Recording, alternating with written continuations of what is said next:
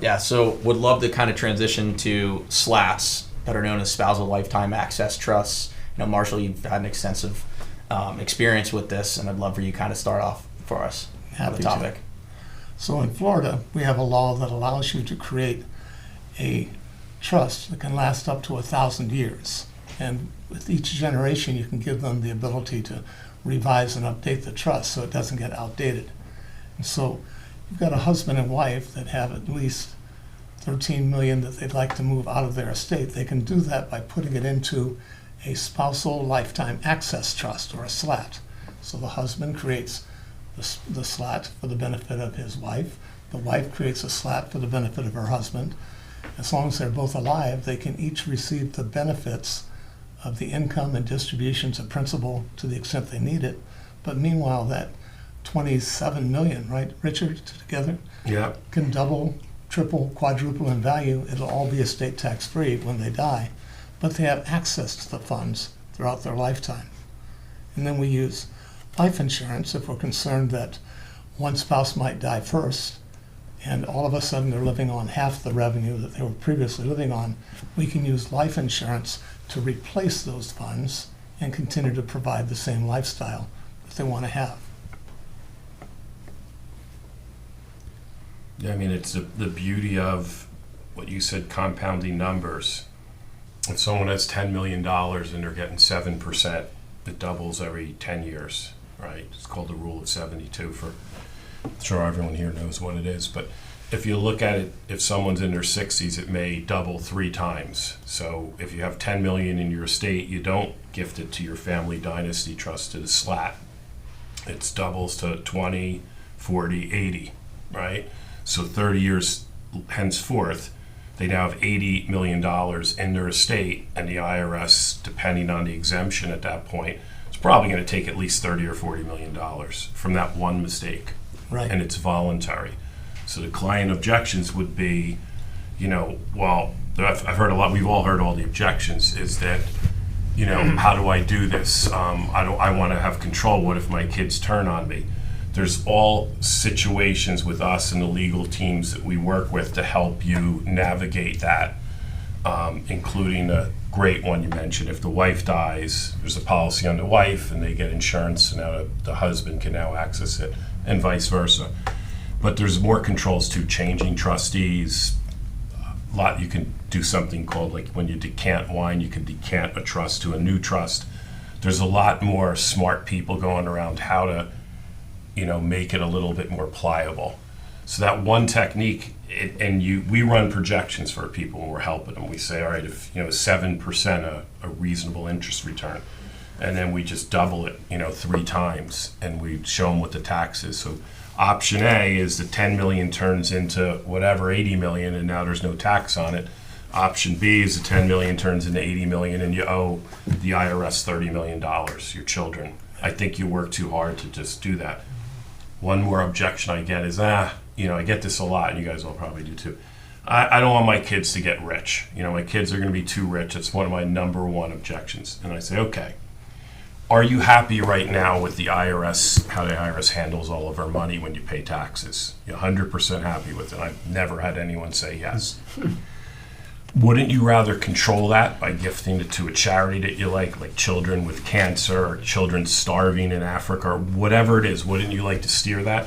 So there's ways to keep their spendthrift provisions to keep your kids okay, but also we also want to know you can control the charity. And what's your favorite charity? What do people really like? And mine, it's usually something with kids that they can't help themselves, right? And they're in bad need. Those are usually the ones that I like. So that objection to do a SLAT and to do the gifting is so important for people, and it's a voluntary tax, as I said earlier. Well, I know I'll do a presentation about the voluntary tax, and I'll say there are 3 buckets. There's your family, there's charity, and there's Uncle Sam. Now, you get to fill 2 of those buckets. Which 2 do you want to put money into? If you put money into your family and you don't put it into charity, Uncle Sam is now in there. If you give it to your family and give money to charity, you can keep Uncle Sam out of it. And there are various charitable trusts that can be used to benefit your family in a way where they're receiving income, or they're going to get principal later on, and still IRS not being able to get their hands on it. It's interesting because sometimes when people make a comment about how much their kids get, I think they really feel that way. I think sometimes it's as a result of a life insurance conversation when it's their justification in their mind of why they don't want to spend money on life insurance. And the thing that always amazes me is, you run into somebody that's worth $50 million and they have way more money than they could ever spend the rest of their life. And they'll make that comment like, my kids are going to get more than they ever need. And they're not so charitably inclined. So they're not like Warren Buffett sitting there going, I want to grow my estate because I want to give more money to charity. And you say to the person, something doesn't register with me. You're pretty aggressive in how you invest your money.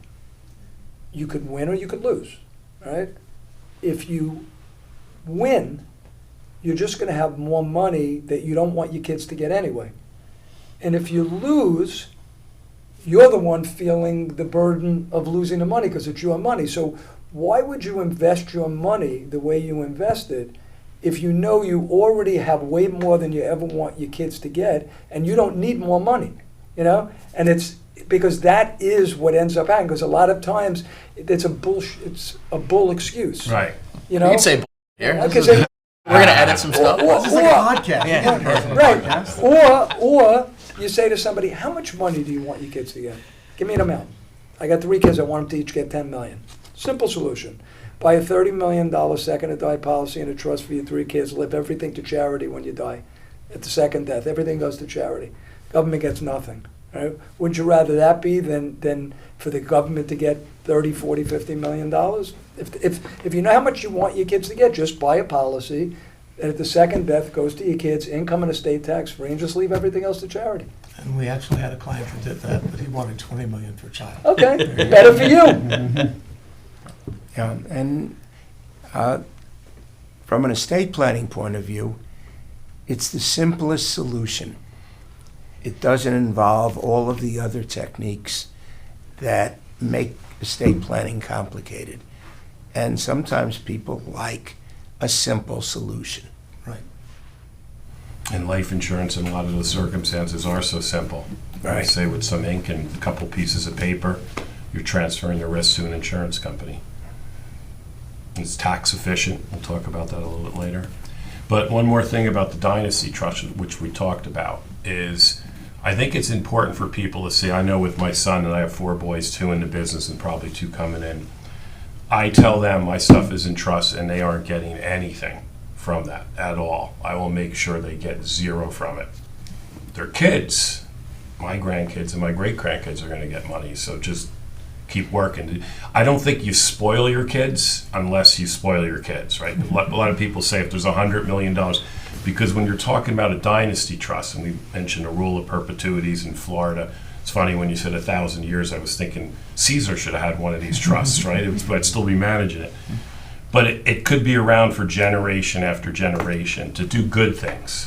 You could, like you said, the letter, you tell people what you want. It could be all charity. And a family does unite against foundations that we do. So if you set up a private foundation, which we're big in doing, families get to go on trips together and all plan who you're going to help. And it brings people together, and each sibling or each child says, I like this charity. And that's what you can do from working really hard, all of us here. And our business owners have worked so hard to give that power to help people. Anything? No, the Dynasty Trust is very powerful, and generational wealth. The big families have used life insurance in their Dynasty Trust to refill that trust for subsequent generations forever. So it's a great way to build a baseline guarantee rate of return into your trust to allow you to take greater risk on the growth assets without taking greater risk overall inside the trust. Ronald? Yeah, you guys have had all the pearls of wisdom. The only thing I can think of that might be valuable is not to be so technical about this or that trust, but you've heard it here. All the ideas are about leveraging your funds in some way, right? Making a $1,000 gift look like a $500 gift for the IRS, or a $300 gift, getting a kind of a discount. Giving $1,000 away but having it only count as $300 or $400 to the IRS, and getting that money out of your estate so it grows outside the taxable estate. Life insurance is the ultimate leveraging tool because you're not going to spend $1 million in premiums to buy $1 million policy, right? You're going to spend a quarter of that, a tenth of that, depending on how old and how healthy you might be. So the liquidity and the simplicity and the leverage that you get with the techniques that we talk about, that's really where we try to find the right mix with trusts, vehicles, investment products. Yep. To put it all together. That's a good point. Why is life insurance unique? We all know why, but Marshall, why don't you take it? The economics of it is what's just amazing. It's all about tax-free compounding. It's to help widows and orphans is what the law, and the lobby is so strong, and you got to look for tax breaks, again, to avoid taxes, and it's a home run in every aspect of it. So the investment of the life insurance policy goes into a cash value that's allowed to compound tax deferred. The death benefit is income tax-free, and with the planning that we do, it's going to be estate tax-free. So it'll be there, $100 for the family. So, last one on this segment, you kind of touched on a little bit how a lot of wealthy families, we're all privileged to work with some really, really amazing, wealthy, sophisticated families. And this is a typical tool that a lot of these families are using in insurance, where they have, a generation 1 down to generation 2, and in some cases, as they get older, you got the generation 3. So can you dive a little bit more into how insurance can kind of play that role? It's almost like a waterfall effect to be able to kind of replenish Right, so the family bank, so to speak. 100%. So when Generation 1 moves wealth into the Dynasty Trust, they go ahead and not just buy insurance at their level, but then they buy insurance at the next level, Generation 2. Then when Generation 1 passes, more dollars go into that trust. Generation 2 is still there. Upon their passing, Generation 2 dollars go in. They keep insuring the subsequent generation, allowing those dollars to consistently refill that trust for subsequent generations, just exponentially growing their wealth. Typically, family offices look at it as an opportunity to diversify the portfolio inside the trust by allocating a modest amount of funding for life insurance on each generation and diversifying the types of insurance they have in the trust. Brian, something else I do occasionally, I can't say it always works because, many times when you find somebody who's just rationalizing why not to buy life insurance, it's hard no matter what you show them to get them to change their view. But something that I've tried, and on occasion it's worked, is, you'll get somebody who says to you, life insurance is a crappy investment. Like, I think I could do better with my money. And, then they tell you how 7 uncles live to 97 years old and, how they're going to live forever. And I always tell somebody, well, I can tell you my story. I had my dad die at 48 and my mom die at 50, and I had 2 grandparents that lived to 97. So, it doesn't always work that way, but let me give you the benefit of the doubt. You tell me what rate of return you want to use that you think you could earn after tax on your money if you don't buy life insurance, and how long do you think you're going to live?